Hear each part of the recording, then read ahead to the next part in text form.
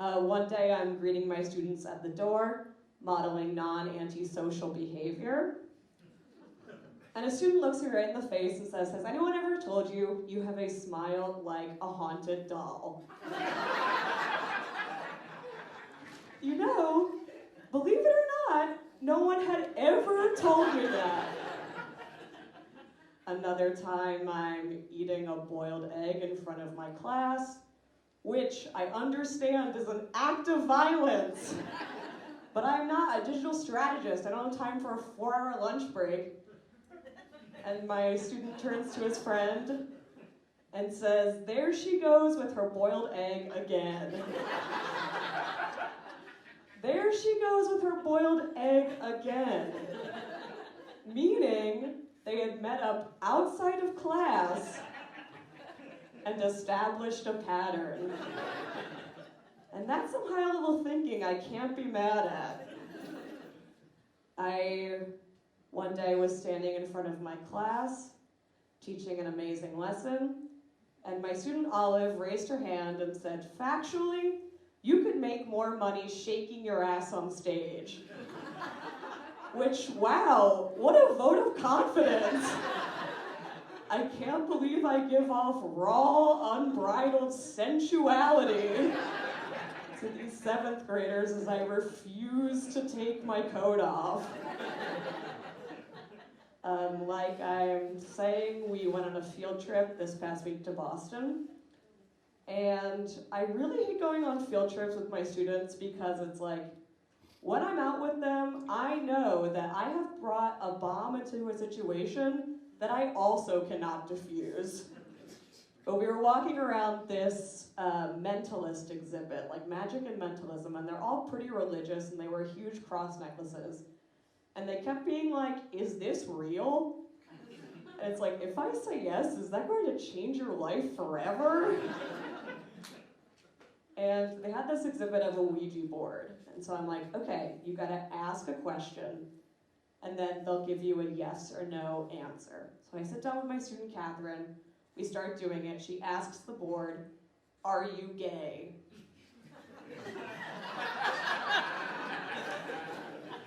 I'm like, all right, we're out of here. We immediately leave the museum. It was not a good situation.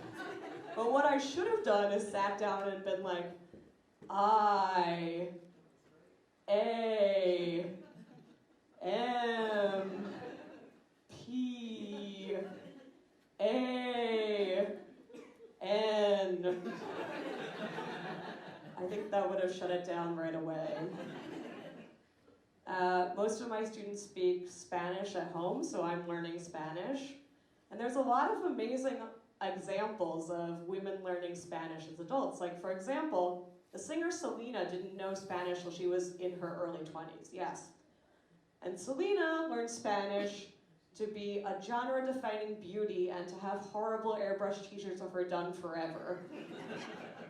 I'm learning Spanish so I can say, "No digas pendejos!" to my students. If you took French in high school, that means stop saying dickhead. I am in a Spanish class right now, but I've noticed the people in my Spanish class aren't similarly serious, probably because they don't typically have to yell at teenagers in unconjugated verbs in Spanish. And we had to go around and say a sentence about what we were going to do after class that night. And one of my cohort said, "Yo bebo 5 cervezas." Nice. Oh, I should have fist bumped you at that part. And my Spanish teacher was like, "Can you please say another sentence?" And he said, "Yo bebo 3 cervezas." My students are taking sex ed in my room right now. I'm also taking sex ed so that I can learn that the pull-up method is not effective birth control. No, they send a facilitator from the state to teach them sex ed, which makes sense because if I had to teach them sex ed, I would for sure take all 26 birth controls to impress them and be like, "It's really important!" The facilitator they sent from the state doesn't have to know anything about sex ed or bodies. You just have to seem like you could win in a floss-off between an adult and a child. The students can ask any question they want in class, which is really amazing. And one day they're passing around the female implant, you know, like the little thing that goes in your arm. And my student, Brian, raises his hand and says, so you have this birth control, and then your arm keeps getting bigger and bigger? And I realized he thought that the cum is inside of you and it joops up into your arm. And I knew I had to say something. I was like, yes, your arm gets bigger and bigger until it falls off. And that's how I was asked to leave my own classroom. I really enjoyed the class.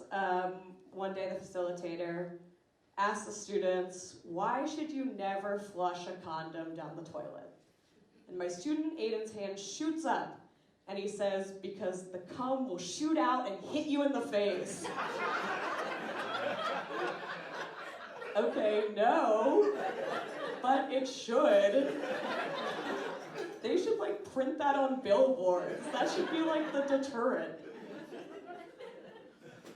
I do worry about my students having tiny vaping babies, even though I have sort of a controversial opinion that if you can read on grade level, you should be able to vape. I think that's how we should motivate the kids. The advanced reading group all has popcorn lung. Not good. So one day I'm blocking the door with my body. I'm not letting any of them go to lunch. And I'm like, what do you need to wear every single time you have sex? And my student Brianna ducks under my arm and says, a rosary. Yeah, ugh. You know what? Partial credit.